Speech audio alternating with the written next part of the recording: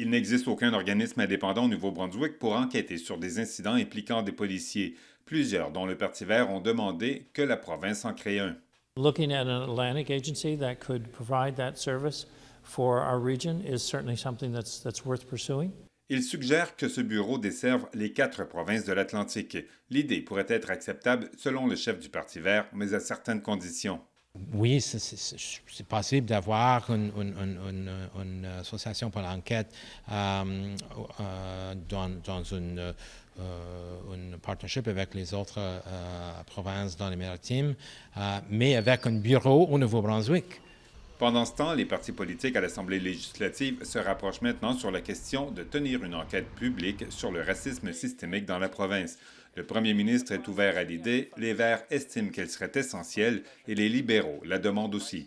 Le chef allianciste est d'accord avec l'idée d'une enquête, même s'il estime qu'il n'y a pas de racisme systémique comme tel. I do not believe that the system in New Brunswick is racist as a whole. With that said, I'm convinced there are indeed acts of racism that happen throughout the system that need to be dealt with. Le système n'est pas raciste, selon lui, mais il existe des actes racistes à l'intérieur du système.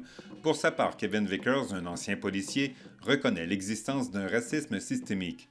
Moi-même, je faisais partie de la Gendarmerie royale du Canada et j'ai passé 29 ans dans cette organisation et je peux vous dire sans hésitation que la discrimination systémique existe à la GRC comme tous les autres secteurs dans notre pays.